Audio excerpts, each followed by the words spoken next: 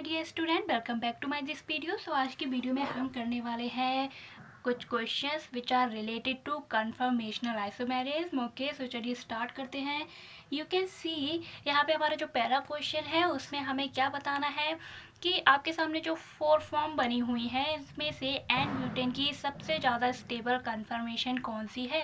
Okay, तो यहाँ पर आपको थोड़ा सा दिमाग लगाने की ज़रूरत है और दो ऑप्शंस आप ऐसे ही एलिमिनेट कर सकते हो। कैसे? जब मैंने आपको स्टैगर्ड एंड एक्लिस्ट फॉर्म पढ़ाई थी तो आपको मैंने बहुत अच्छे से बताया था कि आपकी जो स्टैगर्ड फॉर्म होती हैं वो ज़्यादा स्टेबल होती हैं in compare to eclipsed form, right.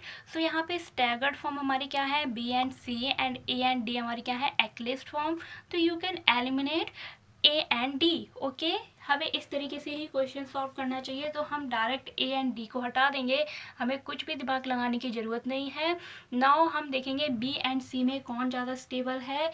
तो जैसे कि मैंने आपको वीडियो लेक्चर में भी बताया था और फिर से मैं बता देती हूँ कि आपके पास जो ग्रुप लगे हैं that is CH3 and CH3, ये क्या है, बड़े ग्रुप हैं। एंड हाइड्रोजन आपके जो एटम लगे हैं ये क्या है, छोटे हैं साइज में। ओके, तो छोटे छोटे जो ग्रुप्स होते हैं उनमें लेस रिपल्शन होता है in compare to CH3 and CH3। Okay, तो एक चीज़ चलिए मैं यहाँ पे बता दूँ, जो आपका CH3 एंड CH3 हैं इनमें सबसे ज़्यादा रिपल्शन होगा, ठीक है।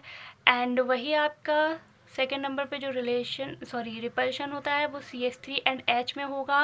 एंड जो सबसे कम रिपल्शन है वो हाइड्रोजन एंड हाइड्रोजन में होगा, राइट। सो देखिए यहाँ पे हमें जो देखना है मेन ये देखना है कि CH3 किस में दूर दूर हैं, वही फॉर्म हमारी सबसे ज़्यादा स्टेबल होगी। सो यहाँ पे CH3 आपको दिख रहे हैं काफ़ी पास हैं, ठीक है। तो यहाँ पे क्या होगा, रिपल्शन ज़्यादा होगा। एंड वही यहाँ पे CH3 क्या है, एक दूसरे से दूर है in compare to this one, ठीक है। तो जस्ट अपोजिट है, एक दूसरे के एंटी साइड में है। अगर मैं आपको इस फॉर्म में समझाऊं तो कुछ इस तरीके से होंगे सॉर्स में, राइट। तो देखिए यहाँ से यहाँ का डिस्टेंस कम है और यहाँ से यहाँ का डिस्टेंस क्या है, ज़्यादा है। दैट्स वाई हमारी सी जो फॉर्म है वो ज़्यादा स्टेबल हो जाएगी in compare to B. So C आपका क्या होगा, करेक्ट ऑप्शन होगा। नेक्स्ट देखिए, नेक्स्ट क्वेश्चन है आपका, in Newman projection for 2,2 dimethyl butane, ठीक है। कुछ इस तरीके से आपके सामने स्ट्रक्चर बनी हुई है। इसमें आपको बताना है कि एक्स एंड वाई हमारे क्या होंगे, ठीक है। तो सबसे पहले हम क्या करते हैं, स्ट्रक्चरल फार्मूला लिखते हैं किसका, 2,2 डाइमिथाइल ब्यूटेन है। सो यहाँ पर हमारे पास नंबर ऑफ कार्बन कितने होंगे, 4 होंगे, राइट। कुछ इस तरीके से, बिल्कुल।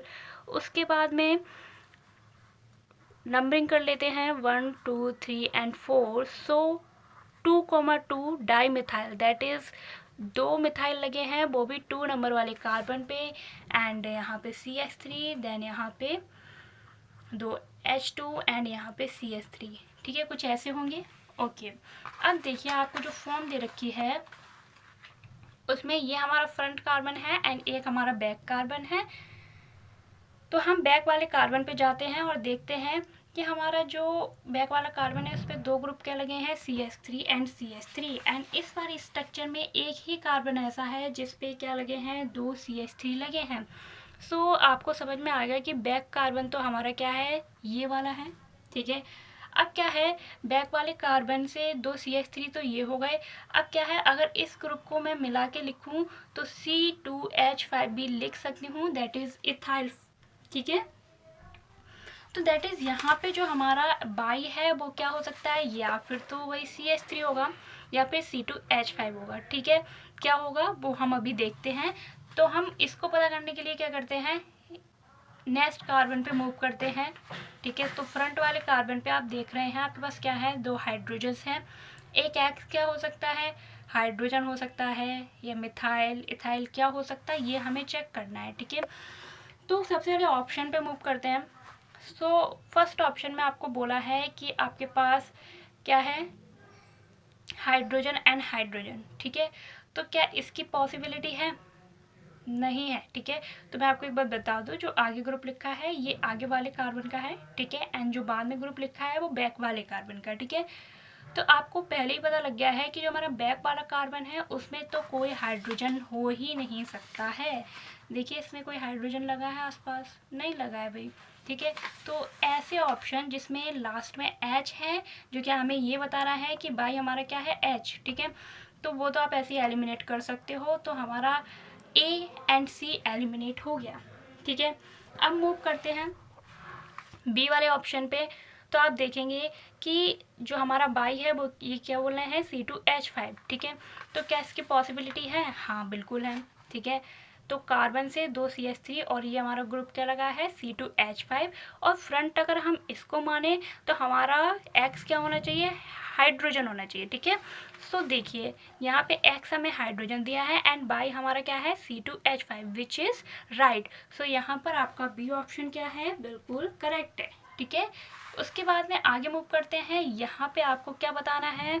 यहाँ पर आपको बताना है एलीन के जो कार्बन है उसमें हाइब्रिडाइजेशन क्या होगा, ठीक है।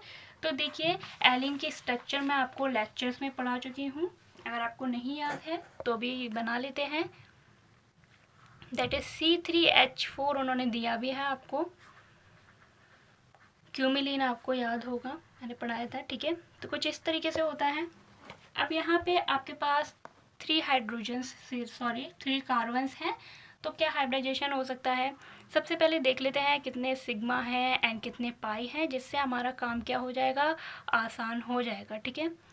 आपको पता है डबल बॉन्ड में 1 सिग्मा 1 पाई होता है, सो हमने कुछ इस तरीके से लिख लिया। अब देखिए यहाँ पर जैसे आप सिंपली लिखते हैं मीथेन, ठीक है। तो यहाँ पे हमारे पास क्या है? 4 सिग्मा है। तो 4 सिग्मा जब है तो हाइब्रिडाइजेशन क्या होता है? sp3। 3 सिग्मा अगर होंगे किसी कार्बन से जुड़े हुए तो वो क्या होगा? sp2। अगर 2 सिग्मा होंगे उससे तो उसका हाइब्रिडाइजेशन क्या आएगा? sp, right. सो चलिए देखते हैं इस वाले कार्बन से कितने सिग्मा है? 1 2 एंड 3। सो 3 होने की वजह से इसका हाइब्रिडाइजेशन क्या हो जाएगा? sp2। इससे हमारे कितने सिग्मा है? 2। सो हाइब्रिडाइजेशन क्या हो जाएगा? sp2। एंड अगेन इससे फिर से 3 सिग्मा है तो इसका हाइब्रिडाइजेशन हो जाएगा sp2। सो हाइब्रिडाइजेशन क्या होगा कार्बन का? sp एंड sp2, ठीक है। sp3 वाले आपने पहले ही हटा दिए, अब ओनली sp2 नहीं, वहाँ पे हमारे पास sp भी है and sp2। So B is correct option. So ये थे आपके क्वेश्चंस, आई थिंक आपको क्लियर हुए होंगे। फिर भी कोई डाउट है तो आप कमेंट सेक्शन में पूछ सकते हैं, मैं क्लियर करूँगी। Thank you so much for watching.